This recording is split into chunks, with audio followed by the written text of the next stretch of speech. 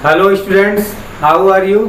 कैसे हैं आप सब। उम्मीद करते हैं कि आप लोग इस खाली समय में अपने समय का सही उपयोग कर रहे होंगे और अच्छे से अपनी पढ़ाई कर रहे होंगे। आइए, हमने बहुत पहले से सोचा था क्लास 11th का मैथमेटिक्स स्टार्ट करना, तो आज मैं क्लास 11th का मैथमेटिक्स स्टार्ट कर रहा हूँ। हमारा जो टॉपिक है वो है कॉम्प्लेक्स नंबर 11th मैथमेटिक्स और चैप्टर 5। तो सबसे पहले कॉम्प्लेक्स नंबर को जानने से पहले हम लोग नंबर के बारे में थोड़ा जानना चाहेंगे। नंबर जनरली दो प्रकार की होती है, एक को हम लोग रियल नंबर कहते हैं, दूसरे को इमेजिनरी नंबर कहते हैं। रियल और इमेजिनरी नंबर को मिला करके कॉम्प्लेक्स नंबर की रचना होती है। सबसे पहले हम आते हैं रियल नंबर, तो हम लोग पढ़ चुके हैं क्लास 10th के स्टैंडर्ड में। कक्षा 10 की कक्षाओं तक हमने रियल नंबर का अध्ययन कर लिया है, जबकि इमेजिनरी नंबर के बारे में हम लोग कोई अध्ययन नहीं किया है। तो सबसे पहले मैं कॉम्प्लेक्स नंबर से पहले आपको काल्पनिक संख्या इमेजिनरी नंबर के बारे में बताना चाहूँगा। उसके बाद हम लोग सम्मिश्र संख्या कॉम्प्लेक्स नंबर पर पहुँचेंगे। आइए हम स्टार्ट करते हैं अपने इमेजिनरी नंबर से। इमेजिनरी नंबर होता क्या है, इसको हिंदी में काल्पनिक संख्या या अधिकल्पित संख्या के नाम से जानते हैं, और इसका हमने एक छोटा सा डिफिनीशन लिख दिया है। हमने डिफिनीशन इसका लिखा है कि किसी ऋण वास्तविक संख्या का वर्गमूल काल्पनिक संख्या होती है। काल्पनिक संख्या होती है किसी ऋण वास्तविक संख्या का वर्गमूल, यानी कोई आप निगेटिव नंबर लेंगे और उसका वर्गमूल निकालेंगे तो जो हमें मिलेगा वही काल्पनिक संख्या होती है। तो बहुत छोटा सा डिफिनीशन है। देखिए, हमने एग्जाम्पल के माध्यम से हमने -3 लिया। -3 एक वास्तविक संख्या है और इसका हमने अंडर रूट कर दिया। अंडर रूट करने का मतलब हमने वर्गमूल निकाल लिया। तो जब भी किसी वास्तविक संख्या का हम वर्गमूल निकालते हैं तो जो हमें प्राप्त होता है वो काल्पनिक संख्या होती है। तो हम अंडर रूट अगर -3 की बात करें, अंडर रूट -2 की बात करें, तो ये हमारा इमेजिनरी नंबर है। तो इमेजिनरी नंबर आप समझ गए होंगे, किसी भी वास्तविक संख्या के वर्गमूल को हम इमेजिनरी नंबर कहते हैं। किसी भी रियल नंबर के वर्गमूल को, लेकिन ध्यान आपको ये देना है कि ये ऋण वास्तविक संख्या होनी चाहिए, केवल वास्तविक संख्या नहीं। किसी ऋण वास्तविक संख्या, किसी निगेटिव रियल नंबर के स्क्वायर रूट को हम लोग इमेजिनरी नंबर के नाम से जानते हैं। इसको थोड़ा सा और डिटेल में जानने के लिए कि इमेजिनरी नंबर की उत्पत्ति कैसे हुई, सबसे पहले तो हमको जानना ये जरूरी है कि हम इमेजिनरी नंबर की आवश्यकता क्यों महसूस करते हैं। तो इसके पीछे जो रीज़न है वो मैं आपको बता रहा हूँ कि इमेजिनरी नंबर की उत्पत्ति कैसे हुई, कैसे इसका प्रादुर्भाव हुआ, इसको समझना बहुत ज़रूरी है। क्यों इसको हम यूज करते हैं, इसकी आवश्यकता हमारे लिए क्या है, आइए इसको हम समझते हैं एक छोटे से एग्जाम्पल के माध्यम से। हमारा एक एग्जाम्पल है x² + 2 = 0। अगर इस इक्वेशन को लिया जाए, यह क्वाड्रेटिक इक्वेशन है, जैसा कि हमने क्लास 10th स्टैंडर्ड में क्वाड्रेटिक इक्वेशन के बारे में अध्ययन किया है, ठीक उसी तरह का एक क्वाड्रेटिक इक्वेशन है x² + 2 = 0। अगर इसको हम लोग सॉल्व करें, x² + 2 = 0 को अगर इसका सलूशन निकाला जाए तो आपको सलूशन में यहाँ मैं लिखता हूँ x² + 2 = 0। तो यहाँ से हमको सलूशन मिलेगा x², हम 2 को राइट ले आएंगे तो हमको मिलेगा -2, और फिर x की वैल्यू हम लोग निकालेंगे तो ये अंडर रूट में -2 मिला। यही बात मैं यहाँ लिखा हूँ। हमने लिखा है कि यदि x² + 2 के प्रकार के समीकरणों को हल किया जाए तो वास्तविक संख्याओं के समुच्चय में x का कोई मान प्राप्त नहीं होता। यानी ये जो अंडर रूट में -2 मिला, ये वास्तविक संख्या नहीं है। ये वास्तविक संख्या का जो भी हमारा सेट है, कहने का मतलब जितनी भी वास्तविक संख्याएं होती हैं माइनस अनंत से लेकर के प्लस अनंत के बीच में, निगेटिव इनफाइनाइट से पॉजिटिव इनफाइनाइट के बीच में जितनी भी रियल नंबर्स होती हैं उसमें से कोई वैल्यू हमें मिली नहीं। ये हमको मिला √-2। इसको हम लोग इमेजिनरी नंबर के नाम से जानते हैं। तो x का कोई भी मान प्राप्त नहीं होता है जो इस समीकरण को संतुष्ट कर दे। कहने का मतलब x का जो भी वैल्यू मिलती है वो रियल नंबर माइनस इनफाइनाइट से प्लस इनफाइनाइट के बीच कोई नंबर नहीं मिलता है। अर्थात कोई ऐसी वास्तविक संख्या नहीं है जिसका वर्ग ऋण वास्तविक संख्या हो। कोई ऐसी वास्तविक संख्या आपको नहीं मिलेगी जिसका स्क्वायर करें तो वो वास्तविक संख्या आ जाए। सर्वप्रथम इसके बारे में एक स्विस के गणितज्ञ थे जिनका नाम है आइलर। वास्तविक संख्या लिया -1 और इसके वर्गमूल को इन्होंने प्रदर्शित किया एक आई अक्षर से।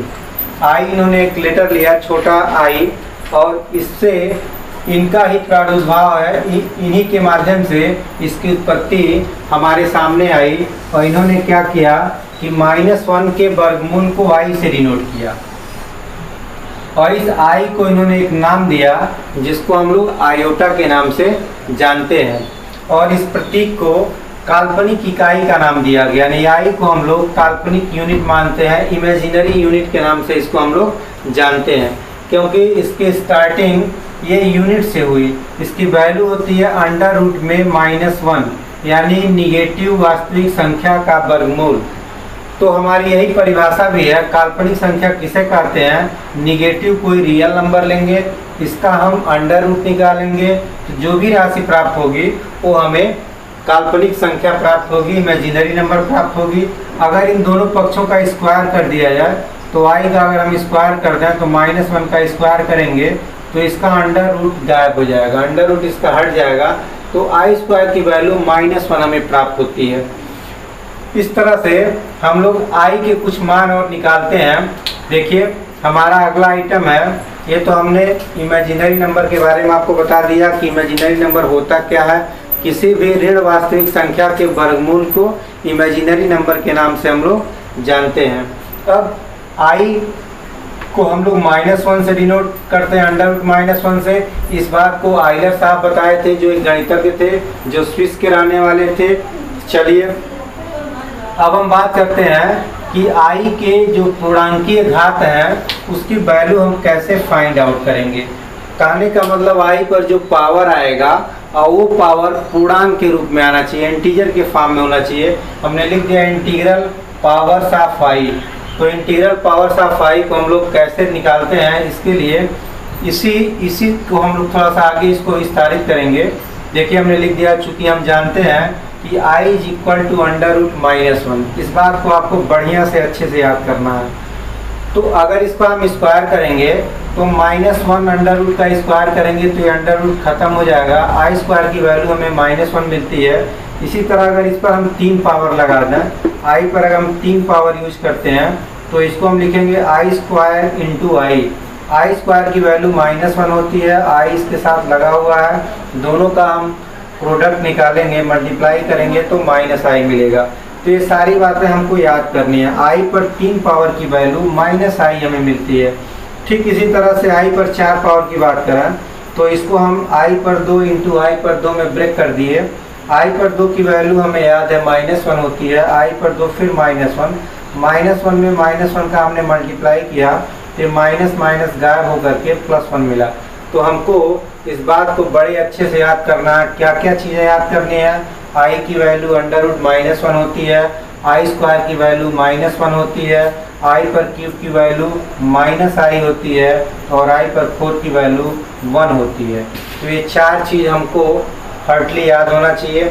इसके बाद आइए, ये तो हम अभी बात किए हैं 4 घात तक, यानी 1 पावर से लेके 4 पावर तक की कहानी हमें क्लियर हो गई। अब हम चलते हैं, यदि i का घात 4 से अधिक है तब क्या करेंगे? तो हमने लिख दिया यदि i का घात 4 से अधिक है तो इसका मान निम्न प्रकार ज्ञात करते हैं। और निम्न प्रकार क्या है? जो भी पावर होगा उसको 4n + 1, हम लोग 4 से अधिक पावर को 4n plus 1, 4n plus 2, 4n plus 3, 3 farm में हम लोग इसको चेंज करते हैं। और एक 4n भी लिया जाता है, 4 फार्म। यानी जब भी घात का मान 4 से ज़्यादा हो तो हम इसको 4 पार्ट में तोड़ते हैं। या तो 4n में तोड़ेंगे, या तो 4n plus 1, 4n plus 2, 4n plus 3। यानी 4n में एक बार 0 जुड़ेगा, एक बार 1 जुड़ेगा, 2 3, 0 1 2 3। तो आप याद करेंगे, क्या याद करेंगे? 4n। आपको याद क्या करना है? 4n।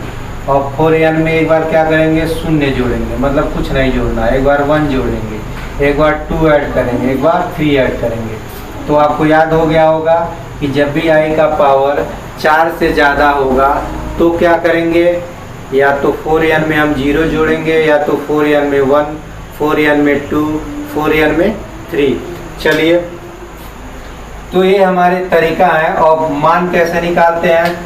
4n प्लस 0 की वैल्यू 1 आती है, 4n प्लस 1 की वैल्यू i आती है, 4n प्लस 2 की वैल्यू i स्क्वायर आती है, जिसको हम लोग -1 भी कहते हैं। और 4n प्लस 3 की वैल्यू i क्यूब आती है, जिसको हम लोग -i भी कहते हैं। तो यही जो चारों वैल्यू है, आप देखेंगे 4n के बाद क्या मिला, जो 4n के बाद मिला वही हम मानते हैं। अगर 1 मिला तो 1 पावर मानेंगे। यानी देखिए 4n प्लस 1 मिला तो i पर 1 पावर, जिसकी वैल्यू हमें मिलेगी, इसको हम लिखेंगे -1। फिर अगर 4n प्लस 2 है तो 4n को हम लोग छोड़ देते हैं, i पर 2 पावर, जिसकी वैल्यू -1 होती है। फिर 4n प्लस 3 मिलता है तो हम i पर 3 मानेंगे इसको, इसकी वैल्यू -i होती है। ये सब हमने यहाँ डिस्कस कर दिया है। तो 4n छोड़ करके जो बचेगा वही हम आंसर मानेंगे। अगर 4n छोड़ के 1 मिला तो i पर 1 पावर, जो √-1 होता है। 4n छोड़ करके 2 मिला तो हम 2 पावर बिहेव कर लेंगे, -1। 3 मिला तो 3 पावर बिहेव कर लेंगे। एक 4n मिलता है तो उसको हम लोग 1 मान लेते हैं। ये चीज़ हमने यहाँ भी लिख दिया है, इसको आप नोट करते चलेंगे। ये सब थियरी के रूप में आपको जानना है। उसके बाद आते हैं कुछ मानों को निकाला जाए, इस बात को समझते हैं न्यूमेरिकली, ताकि ये बात आपके दिमाग में प्रवेश कर जाए। इसके लिए मैं कुछ एग्जाम्पल लेता हूँ। जैसे आइए i⁻10 की बात करते हैं, i के पावर 10। अब इस वैल्यू को कैसे निकालेंगे? तो हमारा नियम कहता है कि i का घात 4 से अधिक है तो इसका मान ऐसे निकालते हैं, 4n plus 2, 4n plus 1, 4n plus 0, 4n plus 3। 0 से लेकर 3 तक हम बात करते हैं। क्या करेंगे? सबसे पहले बड़ी सिंपल तरीका है, आप 10 में 4 से, हमेशा 4 से ही भाग देंगे। तो 4 से भाग देंगे, 2 टाइम जाएगा। ये मिला आपको 4 दूना 8, फिर 2। तो आप क्या करेंगे? इसका मल्टीप्लिकेशन करेंगे और इसको ऐड कर देंगे। तो देखिए हमने 4 में 2 का गुणा किया और 2 को ऐड कर दिया। हमेशा 4 से भाग देंगे, इन दोनों का मल्टीप्लाई करेंगे, इसको ऐड कर देंगे। तो 4 दूना 8 और 8 में 2 ऐड करेंगे तो 10 हो गया। अब हमने अभी बताया है कि 4 के साथ जो संख्या है इससे मतलब नहीं रखते हैं, जो प्लस के बाद लिखा है वही मान लेते हैं। यानी i पर हम सीधे 2 पावर मानेंगे।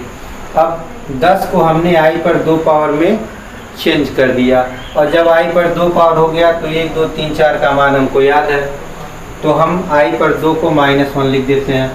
फिर आइए एक दूसरा एग्जाम्पल, i पर 63 है तो सिंपली हम क्या करेंगे? 63 में 4 से डिवाइड करेंगे। तो 4 एकम 4 और ये आ गया 4 पंजे 20। तो हम 4 में 15 का गुणा करेंगे और 3 को ऐड करेंगे। तो देखिए हमने 4 में 15 का गुणा कर दिया और 3 को ऐड कर दिया। अब मान कैसे निकलेगा? तो 4 के साथ ये सब छोड़ देते हैं, जो प्लस के बाद होता है वही लिखते हैं। जैसे प्लस के बाद 3 है तो हमने ले लिया i पर 3। i पर 3 की वैल्यू हमको पता है, i पर 3 की वैल्यू -i होती है, तो हमने लिख दिया -i। इसी तरह i पर 402 की वैल्यू निकालेंगे तो फिर वही काम करेंगे। अब 402 में हम 4 से डिवाइड करेंगे तो ये हो गया, फिर 0 यहाँ ट्रांसफ़र कर दिए, फिर 2 उतारे तो यहाँ एक 0 और बढ़ गया। तो सिंपली हमको 2 मिला, तो हम इसका इसमें मल्टीप्लाई करेंगे, 2 ऐड कर लेंगे, यानी 4 में 100 का गुणा किए, 2 जोड़ लिए, ऐड कर लिए। तो अब इसकी वैल्यू सिर्फ i पर 2 होगी, ये सब छोड़ देते हैं, 4 के साथ जितना होता है, और i पर 2 की वैल्यू -1 होती है। तो ये बात आपको समझ में आ गई। चलिए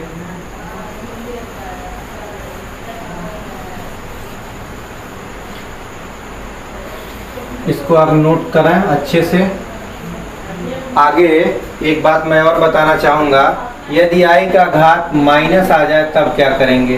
तो हमने यहाँ लिख दिया कि यदि i का घात ऋण है तो इसे डिनोमिनेटर में ले जाकर प्लस बना देते हैं, उसके बाद मान ज्ञात किया जाता है। जैसे i पर -502, तो इसको हम डिनोमिनेटर में ले जाएंगे तो ये निगेटिव पावर ये पॉजिटिव हो जाएगा। फिर वही कहानी, जब पॉजिटिव हो गया तो फिर हम अब 502 है तो 4 से डिवाइड करेंगे, तो ये हो गया। फिर 2 टाइम में 8 हो गया, फिर 5 टाइम में 20 हो गया। तो हम इसमें इसका मल्टीप्लाई करेंगे और 2 जो है डिनोमिनेटर ऐड, ये रिमाइंडर हमको 2 मिला है, 2 को ऐड करेंगे। तो हमने 125 में 4 का गुणा कर लिया, 2 को ऐड कर लिया। फिर हम इस चीज़ को छोड़ देते हैं, i पर 2 आया, i पर 2 की वैल्यू -1 होती है, तो ये वैल्यू हमको मिल गई -1। तो इस तरह से हम लोग ये समझ लिए कि इमेजिनरी नंबर क्या होता है, पहली बात। दूसरी बात, i क्या होता है, फिर i की 4 वैल्यूज क्या होती हैं, और फिर 4 से अगर अधिक घात है तो उसका मान हम कैसे निकालेंगे, ये सारी बातें हमने समझ लिया।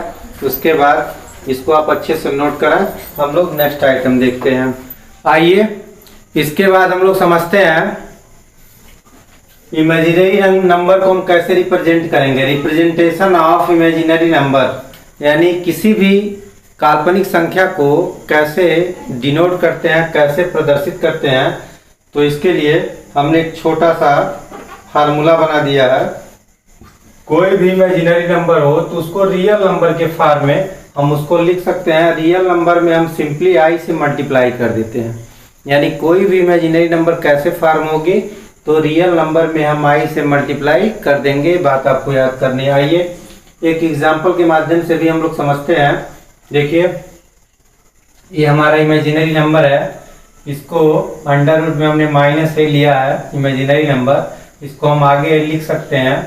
यहाँ -1 इंटू ए, माइनस को हमने सेपरेट कर दिया, ए को सेपरेट कर दिया, एक स्क्वायर रूट में हमने -1 इंटू ए लिख दिया। फिर हम ये अंडर रूट की प्रॉपर्टी होती है कि हम 2 अलग अलग अंडर रूट बना सकते हैं। अगर एक कहानी में 2 आइटम मल्टीप्लिकेशन के रूप में हो तो हम 2 अंडर रूट अलग अलग कर सकते हैं।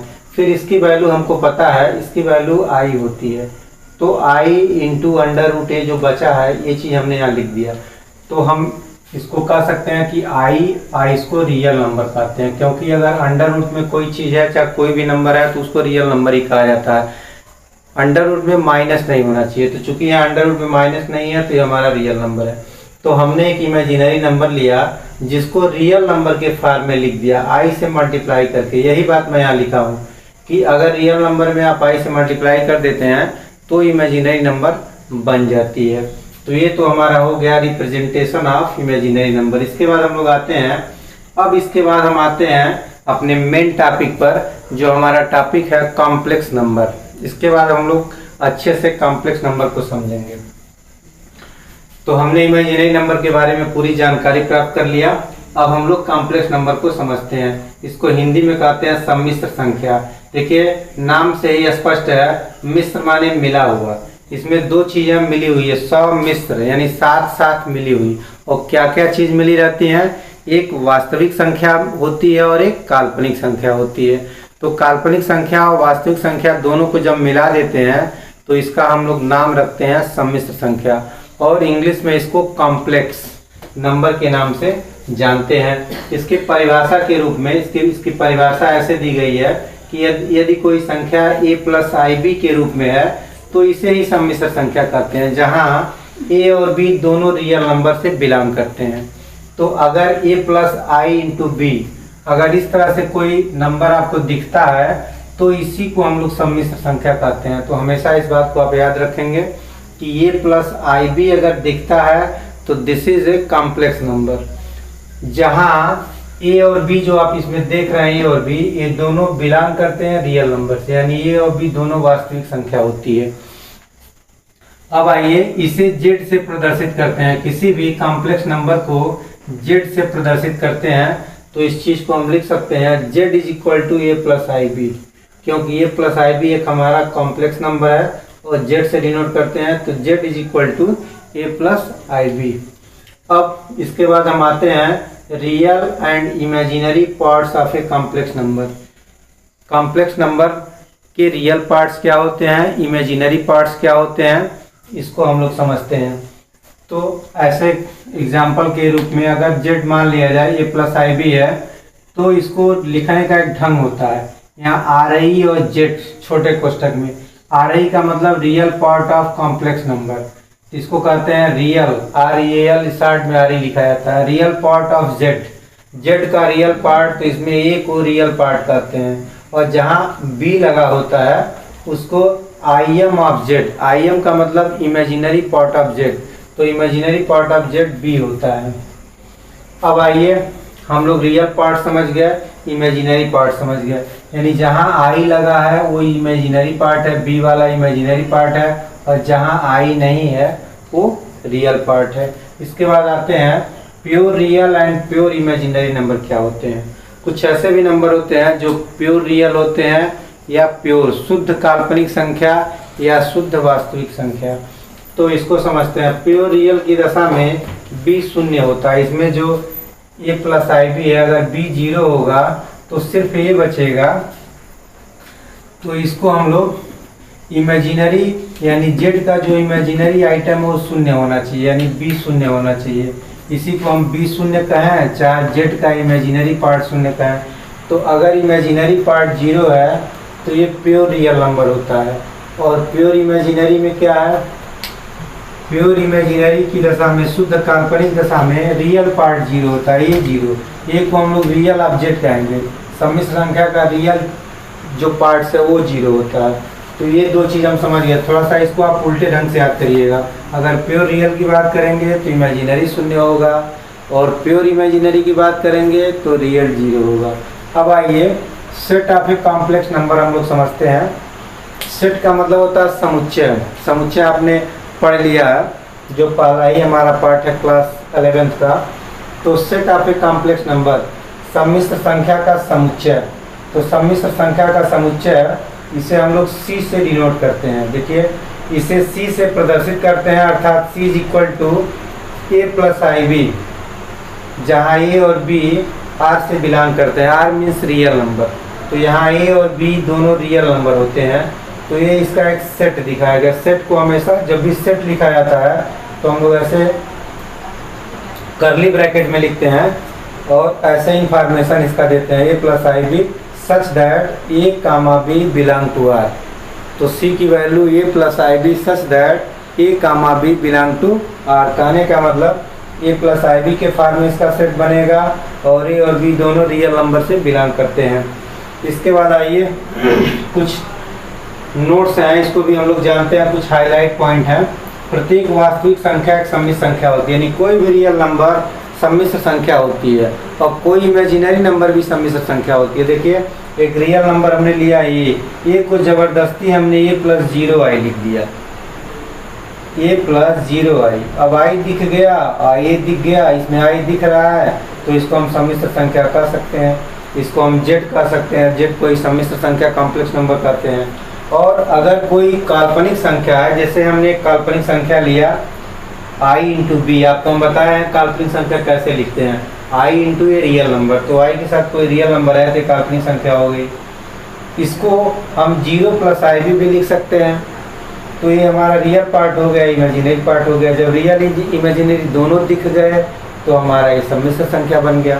तो कोई भी काल्पनिक संख्या भी एक सम्मिश्र संख्या होती है, वास्तविक संख्या भी एक सम्मिश्र संख्या होती है। अब हम तीसरे की बात करते हैं। तीसरा पॉइंट है वास्तविक एवं काल्पनिक संख्या का समुच्चय सम्मिश्र संख्या का उचित उपसमुच्चय होता है। ये आपने सेट वाले फर्स्ट चैप्टर में पढ़ा है, सेट थियरी में, प्रॉपर सबसेट। यानी वास्तविक संख्या और काल्पनिक संख्या। देखिए रियल नंबर भी एक प्रॉपर सबसेट है कॉम्प्लेक्स नंबर का, सी को कॉम्प्लेक्स नंबर कहते हैं। यानी प्रत्येक रियल नंबर कॉम्प्लेक्स नंबर का एक प्रॉपर सबसेट होता है और प्रत्येक इमेजिनरी नंबर भी कॉम्प्लेक्स नंबर का प्रॉपर सबसेट होता है। ये प्रॉपर सबसेट का साइन है, इसको ऐसे हम लोग लिखते हैं।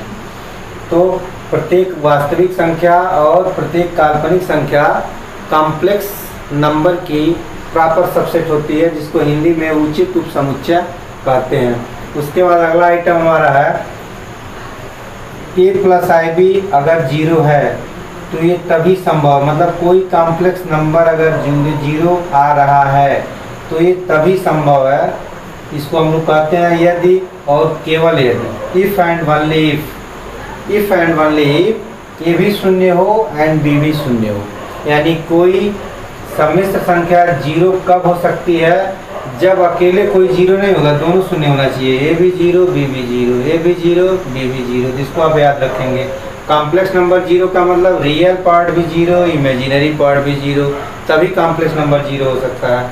अब आगे हम चलते हैं प्रॉपर्टीज की, देखते हैं addition and subtraction of complex number. Complex number को हम कैसे जोड़ते हैं और कैसे घटाते हैं, तो आइए इसको हम लोग देखते हैं। हमने लिख दिया है वास्तविक को वास्तविक तथा काल्पनिक को काल्पनिक भाग में प्लस या माइनस करते हैं। प्लस या माइनस करने का मतलब जोड़ते हैं या घटाते हैं। तो बड़ी इजली आप याद कर सकते हैं, रियल को रियल में, इमेजिनरी को इमेजिनरी में जोड़ते हैं। अगर जोड़ने की बात आएगी तो रियल को रियल में जोड़ेंगे, इमेजिनरी को इमेजिनरी में जोड़ेंगे। घटाने की बात आएगी तो रियल को रियल से घटाएंगे, इमेजिनरी को इमेजिनरी से घटाएंगे। तो इसको बड़े अच्छे से हम लोग समझ सकते हैं। एक छोटे से एग्जाम्पल के माध्यम से भी मैं आपको समझा रहा हूँ। मान लिया जाए कोई कॉम्प्लेक्स नंबर है a1 प्लस आई b1 और दूसरा कोई कॉम्प्लेक्स नंबर है a2 प्लस आई b2। इसको हमें ऐड करना है, यानी हमको करना है z1 प्लस z2। तो सिंपली क्या करेंगे, रियल को रियल में जोड़ लेंगे, यानी a1 प्लस a2 हो गया एक साथ, और इमेजिनरी को इमेजिनरी के साथ जोड़ेंगे तो i कॉमन हो जाएगा, तो हमको मिलेगा b1 प्लस b2। तो आपको बात समझ में आ गई होगी। रियल को रियल में जोड़ दिया जाता है, इमेजिनरी को इमेजिनरी में जोड़ दिया जाता है। दोनों में i था तो हमने i कॉमन ले लिया। अगर घटाने की बात करते हैं, मान लिया जाए घटा रहे हैं z1 माइनस z2, तो a1 में से a2 घटेगा, रियल में से रियल घटेगा और प्लस i कॉमन लेंगे। इमेजिनरी में से इमेजिनरी घटेगा, b1 में से b2 घटेगा। तो उम्मीद करते हैं कि यहाँ तक की बात समझ में आ गई होगी। आज के वीडियो में हम लोग बस यहीं समाप्त करेंगे। ये सब बेसिक जानकारी थी जो मैंने आपको दिया। इन चीज़ों को आप अच्छे से प्रैक्टिस करेंगे। अगर इन चीज़ों के बारे में आपको पूरी जानकारी है तो चैप्टर बड़ी आपको आसान लगेगा, बहुत इजीली आप समझेंगे। धीरे धीरे हम लोग अभी थियरी पर चल रहे हैं, धीरे धीरे हम लोग न्यूमेरिकल प्रश्नों पर आएंगे और धीरे धीरे आपको अच्छे से समझ में आएगा। मैं एक चीज़ और आप लोगों से कहना चाहूँगा कि जिन छात्रों के पास बुक्स नहीं है वे अपनी बुक्स को तत्काल खरीद लें, और बुक जो भी हम लोग यूज करेंगे वो अजय अग्रवाल की किताब लगेगी, जो एक बहुत ही अच्छी किताब है। उस किताब की पढ़ाई करने से बच्चे जेईई मेंस आईआईटी में बड़ी आसानी से उनका सिलेक्शन हो जाता है। हम लोग उसी किताब से अध्ययन करेंगे और उसी किताब के प्रश्नों को हम लोग सॉल्व भी करेंगे। तो मैं आपसे एक बार फिर से रिक्वेस्ट करता हूं कि आप अजय अग्रवाल की किताब को खरीद लें, उसको प्रैक्टिस करें। जो भी वीडियो आपको दिए जा रहे हैं, इन वीडियो को आप 2 बार 3 बार देखें। जहाँ भी दिक्कत होती है आप व्हाट्सएप के माध्यम से, फ़ोन के माध्यम से हमको सूचित करें, आपके हर सलूशन का उत्तर दिया जाएगा। इन्हीं शब्दों के साथ बहुत बहुत धन्यवाद।